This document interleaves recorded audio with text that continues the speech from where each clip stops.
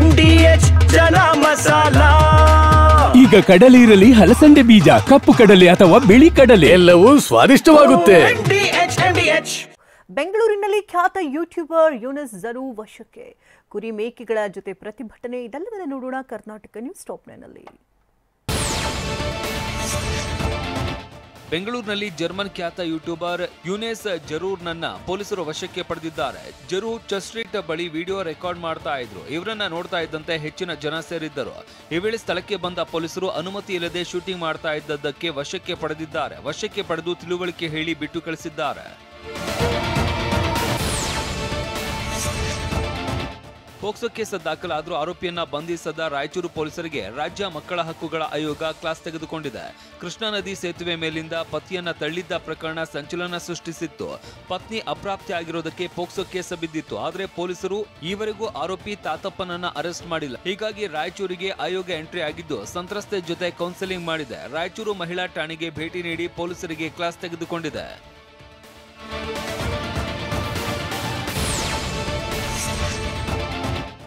ಅರಣ್ಯ ಪ್ರದೇಶದಲ್ಲಿ ಸಾಕು ಪ್ರಾಣಿಗಳನ್ನು ಮೇಯಿಸುವುದಕ್ಕೆ ನಿರ್ಬಂಧಿಸಿರುವ ಆದೇಶಕ್ಕೆ ಆಕ್ರೋಶ ವ್ಯಕ್ತವಾಗಿದೆ.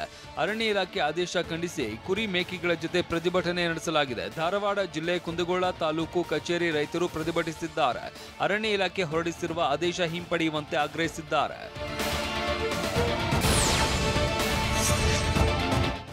ಮಂಡ್ಯದ ವಿವಿ ರಸ್ತೆಯಲ್ಲಿ ಮಹಿಳೆಯರು ಸೀರೆಗಾಗಿ ಮುಗಿಬಿದ್ದಿರುವ ಘಟನೆ ನಡೆದಿದೆ. ಅಂಗಡಿ ಉದ್ಘಾಟನೆ ಇದ್ದ ಕಾರಣಕ್ಕೆ 500 ರೂಪಾಯಿಗೆ 4 ಸೀರೆ ಆಫರ್ ನೀಡಲಾಗಿತ್ತು. ಹೀಗಾಗಿ ನೂರಾರು ಮಹಿಳೆಯರು ಜಮಾಯಿಸಿದ್ರು.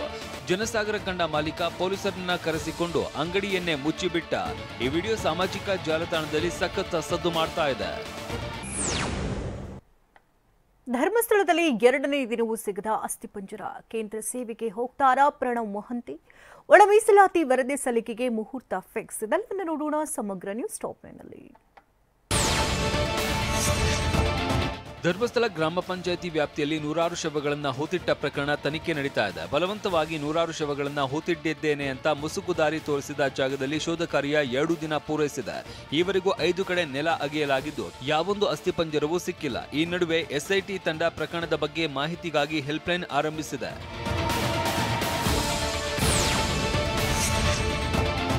ಧರ್ಮಸ್ಥಳ ಪ್ರಕರಣ ಸಂಬಂಧ ಸರ್ಕಾರ ಈಗಷ್ಟೇ SIT ರಚಿಸಿದ್ದು ತನಿಖೆಯೂ ಶುರುವಾಗಿದೆ. ಈ ಮಧ್ಯೆ SIT ಮುಖ್ಯಸ್ಥರಾಗಿರುವ IPS ಅಧಿಕಾರಿ ಪ್ರಣವ್ ಮೊಹಂತಿ ಕೇಂದ್ರ ಸೇವೆಗೆ ಹೋಗ್ತಾರಾ ಅನ್ನೋ ಪ್ರಶ್ನೆ ಹುಟ್ಟಿದೆ. ಯಾಕಂದ್ರೆ ದೇಶದಲ್ಲಿ ಒಟ್ಟು 35 ಅಧಿಕಾರಿಗಳ ಹೆಸರನ್ನ ಕೇಂದ್ರ ಸರ್ಕಾರ ಪಟ್ಟಿ ಮಾಡಿದೆ.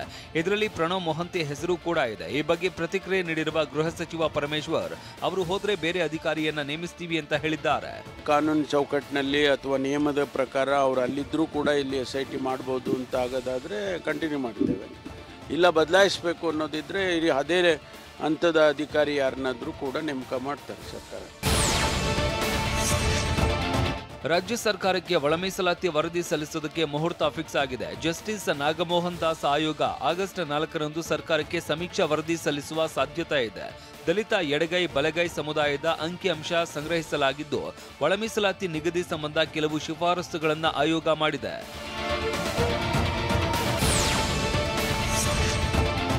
ರಾಜ್ಯದ ಹಲವೆಡೆ ರಸಗೊಬ್ಬರ ಅಭಾವ ವಿಚಾರವಾಗಿ ಕೃಷಿ ಸಚಿವ ಚೆಲುವರಾಯಸ್ವಾಮಿ ಪ್ರತಿಕ್ರಿಯಿಸಿದ್ದಾರೆ. ನಾನು ನಿರಂತರವಾಗಿ ಜಿಲ್ಲಾಧಿಕಾರಿಗಳ ಸಂಪರ್ಕದಲ್ಲಿ ಇದ್ದೇನೆ. ವಾಸ್ತವ ಏನಿದೆ ಅಂತ ಜಿಲ್ಲಾಧಿಕಾರಿಗಳ ಜೊತೆ ಚರ್ಚೆ ಮಾಡ್ತಾ ಇದ್ದೇನೆ. ಸಿಎಂ ಸಹ ಡಿಸಿಗಳ ಜೊತೆ ಮಾತನಾಡಿದ್ದಾರೆ. ಟೀಕೆಗೆ ಉತ್ತರ ಕೊಡೋದಕ್ಕೂ ಮುನ್ನ ರೈತರ ಸಮಸ್ಯೆ ಬಗೆಹರಿಸಬೇಕು ಅಂತ ಹೇಳಿದ್ದಾರೆ. ಹೇಳಕ್ಕೆ ಒಂದು ತಬ್ಬಿಬ್ಬಾಗಿ ಇಲ್ಲೊಂದು ಅಲ್ಲೊಂದು ಹೇಳ್ತಕ್ಕಂಥದ್ದನ್ನು ನಿಲ್ಲಿಸಿದ್ರೆ ಬಟ್ ರೈತರ ಸಮಸ್ಯೆ ಬಗೆಹರಿಸುತ್ತೆ. ರೈತರದ್ದು ಏನಾಗುತ್ತೆ, ಯಾವಾಗಲೂ ಒಟ್ಟು ಎಲ್ಲರ ಒಂದು ಕಡೆ ಮಾಹಿತಿ ಬಂದಾಗ ಅವರಿಗೆ ಊಹಾಪೋಹ ಬಂದ್ರೂ ಸಹ ಆತಂಕದಿಂದ ಈ ಥರದ್ದೆಲ್ಲ ಆಗುವಂಥ ಇಚ್ಛೆ.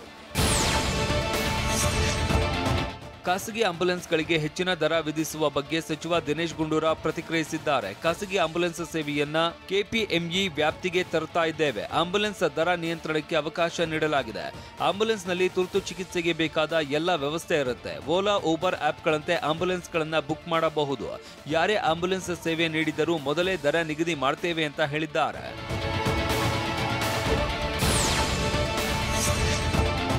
ಬೆಂಗಳೂರಿನಲ್ಲಿ ಇಂಧನ ಸಚಿವ ಜಾರ್ಜ್ ಆಪ್ತರ ಕಚೇರಿಗಳ ಮೇಲೆ ಐಟಿ ದಾಳಿ ನಡೆದಿದೆ. ಜಾರ್ಜ್ ಆಪ್ತರಾದ ಜೀತು ಕೊಠಾರಿ ಕಚೇರಿಗಳಲ್ಲಿ ಪರಿಶೀಲನೆ ನಡೆಸಲಾಗಿದೆ. ಜಾರ್ಜ್ ಆಪ್ತರಾಗಿರುವ ಜೀತು ಕೊಠಾರಿ ಎಲೆಕ್ಟ್ರಿಕ್ ಗುತ್ತಿಗೆದಾರರು ಐಟಿ ಅಧಿಕಾರಿಗಳು ಕಳೆದ 3 ದಿನಗಳಿಂದಲೂ ಪರಿಶೀಲನೆ ಮಾಡ್ತಾ ಇದ್ದಾರೆ.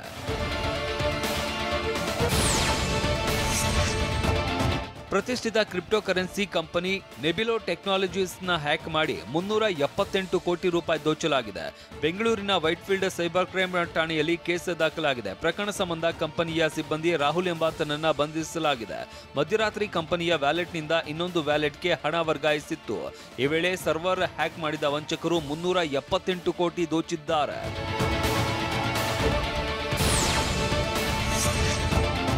ಬೆಂಗಳೂರಿನಲ್ಲಿ ಅಲ್ ಖೈದಾ ಉಗ್ರ ಸಂಘಟನೆ ಜೊತೆ ನಂಟು ಹೊಂದಿದ್ದ ಮಹಿಳೆಯನ್ನ ಬಂಧಿಸಲಾಗಿದೆ. 30 ವರ್ಷದ ಶಮಾ ಪರ್ವೀನ್ ಬಂಧಿತ ಶಂಕಿತ ಉಗ್ರ ಮಹಿಳೆ.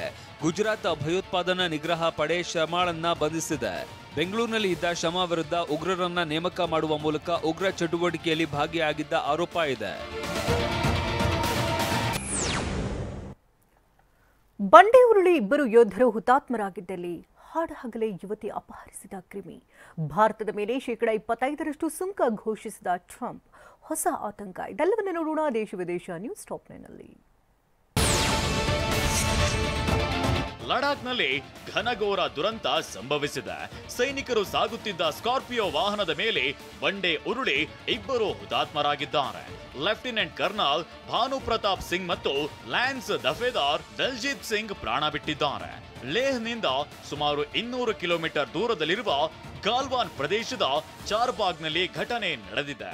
ಮೇಜರ್ ಮಾಯಾಂಕ್ ಶುಭಾಮ್, ಮೇಜರ್ ಅಮಿತ್ ದೀಕ್ಷಿತ್ ಮತ್ತು ಕ್ಯಾಪ್ಟನ್ ಗೌರವ್ ಗಾಯಗೊಂಡಿದ್ದು ಆಸ್ಪತ್ರೆಗೆ ದಾಖಲಿಸಿ ಚಿಕಿತ್ಸೆ ನೀಡಲಾಗ್ತಿದೆ. ಅತ್ಯಂತ ಶಕ್ತಿಶಾಲಿ ಭೂವೀಕ್ಷಣಾ ಉಪಗ್ರಹ ನಿಸಾರ್ ಯಶಸ್ವಿಯಾಗಿ ಉಡಾವಣೆ ಮಾಡಲಾಗಿದೆ. ಅತ್ಯಂತ ದುಬಾರಿ ಕ್ಷಿಪಣಿ ಇದಾಗಿದ್ದು ಬರೋಬ್ಬರಿ 13,000 ಕೋಟಿ ರೂಪಾಯಿ ಖರ್ಚು ಮಾಡಲಾಗಿದೆ. ಇದನ್ನ ನಾಸಾ ಮತ್ತು ಇಸ್ರೋ ಜಂಟಿಯಾಗಿ ನಿರ್ಮಿಸಿವೆ. ಶ್ರೀಹರಿಕೋಟಾದ ಸತೀಶ್ ಧವನ್ ಬಾಹ್ಯಾಕಾಶ ಕೇಂದ್ರದಿಂದ GSLV F-16 ರಾಕೆಟ್ ಮೂಲಕ ನಿಸಾರ್ ಉಪಗ್ರಹವನ್ನ ಉಡಾವಣೆ ಮಾಡಲಾಗಿದೆ. ನಿಸಾರ್ ಉಪಗ್ರಹವನ್ನ 747 ಕಿಲೋಮೀಟರ್ ಎತ್ತರದಲ್ಲಿ ಸನ್ ಸಿಂಕ್ರೋನಸ್ ಕಕ್ಷೆಯಲ್ಲಿ ಇರಿಸಲಾಗಿದೆ. ವಾಹ್, ಯಾಕೆ ಈಗ ಬಂತ ಸ್ವಾದ? ಖಂಡಿತ ಈಗ ಬಂತು ಅಸಲಿ ಸ್ವಾದ. MDH chunky chaat masala life ಅಲ್ಲಿ ಅಸಲಿ ಸ್ವಾದ ತರುತ್ತೆ. ಅಸಲಿ ಮಸಾಲ, ಎಸ್ ಎಸ್ MDH.